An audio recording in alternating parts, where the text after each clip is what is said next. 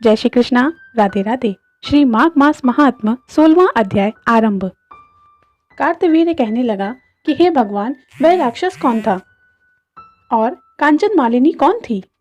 उसने अपना धर्म कैसे दिया और उनका साथ कैसे हुआ? हे ऋषि, अत्रि ऋषि के संतानों के सूर्य, यह कथा सुनाकर कृपा करके मेरा कौतूहल दूर कीजिए। तब दत्तात्रेय जी कहने लगे कि राजन, इस पुरातन विचित्र इतिहास को सुनो। कांचन मालिनी नाम की एक अप्सरा थी जो माघ मास में प्रयाग में स्नान करके कैलाश पर जा रही थी। तब उसको मार्ग में जाते हुए हिमालय के कुंज से एक धीर राक्षस ने देखा। उस सोने जैसी तेज वाली, सुंदर कटी वाली, बड़े बड़े नेत्रों वाली, चंद्रमुखी, सुंदर केश और पीन पयोधर वाली सुंदर अप्सरा को देखकर उस राक्षस ने कहा कि हे सुंदरी कमल नयनी, तुम कौन हो और कहां से आ रही हो? तुम्हारे वस्त्र और वेणी भीगे हुए क्यों हैं? तुम आकाश मार्ग से कहां जाती हो और किस पुण्य के प्रताप से तुम्हारा शरीर ऐसा तेजस्वी और रूप मनोहर है?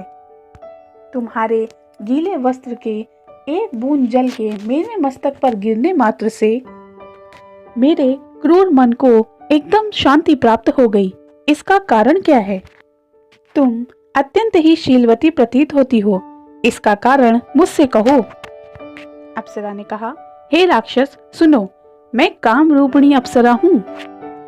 मैं प्रयाग के संगम में स्नान करके आ रही हूँ। इसी कारण से मेरे वस्त्र भीगे हैं और अब मैं कैलाश को जा रही हूँ, जहाँ पर श्री शिव निवास करते हैं। त्रिवेणी के जल से मेरी सारी क्रूरता दूर हो गई है, जिसके पुण्य के प्रभाव से मैं इतनी सुंदर और पार्वती माता की प्रिय सखी हुई हूँ। जो आश्चर्य देने वाला उदाहरण ब्रह्मा जी ने मुझसे कहा था, अब तुम वह सुनो। मैं कलिंग देश के राजा की वेश्या थी। रूप, लावण्य और सुंदरता में अपूर्व थी।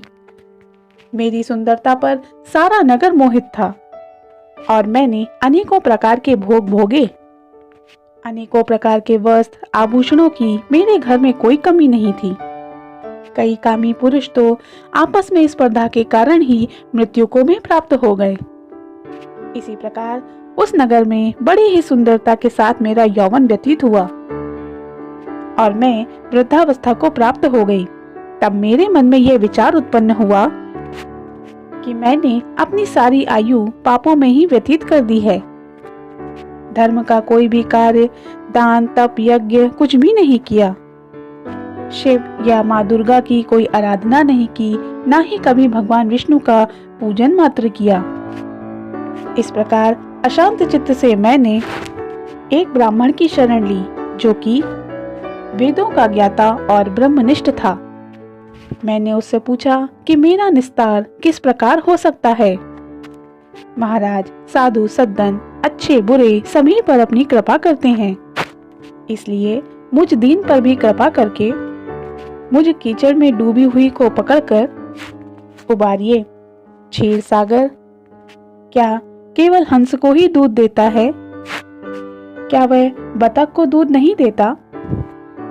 तब वह ब्राह्मण, राजा का पुरोहित, इन सब बातों को सुनकर मुझ पर दया करके कहने लगा कि तू ब्रह्मा के क्षेत्र प्रयाग में जाकर संगम की त्रिवेणी में माघ मास में स्नान कर, परंतु मन में किसी भी प्रकार की अशुभ क्रिया का विचार भी न लाना।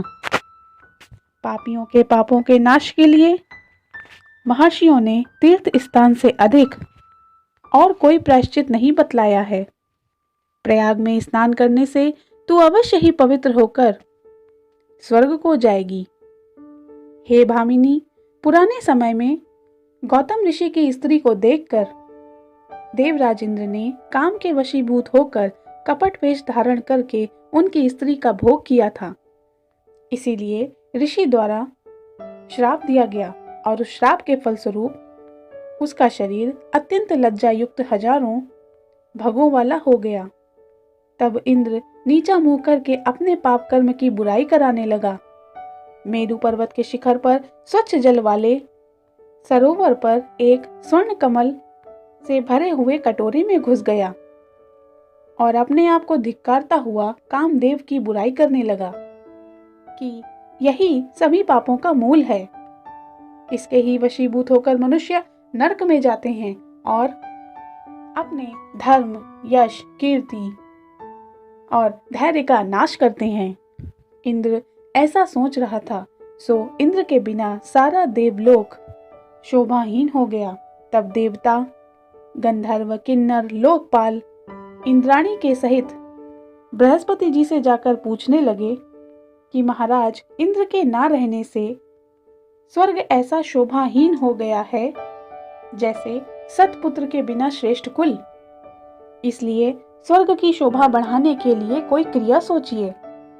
इस विषय में किसी भी प्रकार की देरी नहीं करनी चाहिए। तब बृहस्पति जी कहने लगे कि इंद्र ने बिना सोचे विचारे जो कर्म किया है वह उसी का फल भोग रहा है। सो वह इस समय कहाँ है, मैं वह सब जानता हूँ।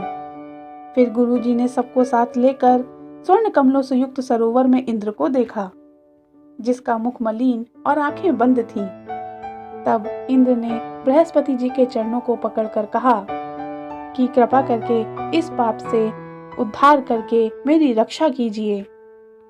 तब उस वक्त बृहस्पति जी ने इंद्र से कहा, एकमात्र प्रयाग की त्रिवेणी में संगम में स्नान करने से ही तुम पाप मुक्त हो पाओगे। तब इंद्र सहित सभी देवताओं ने प्रयाग के संगम में त्रिवेणी में जाकर स्नान किया और त्रिवेणी स्नान से प्राप्त हुए पुण्य के फलस्वरूप इंद्र पाप मुक्त हो गए। तब बृहस्पति जी ने इंद्र को वरदान दिया कि तुम्हारे शरीर में ये जितने भग हैं वे सभी नेत्र बन जाएं। तब इंद्र ब्राह्मण के वर से नेत्रों से ऐसा सुशोभित हुआ जैसे मानो मानसरोवर में कमल शोभायमान होता है। हालांकि इंद्र का पाप क्षमा युक्त योग्य नहीं था, परंतु फिर भी माघ मास में प्रयाग के संगम में त्रिवेणी में स्नान करने के फलस्वरूप मात्र ही उसे अपने इतने बड़े पाप कर्म से मुक्ति प्राप्त हुई। साथ ही ब्राह्मण दिया गया श्राप उसके लिए वरदान भी साबित हुआ। इति श्री माघ मास महात्म्य 16वां अध्याय समाप्त। जय श्री कृष्ण।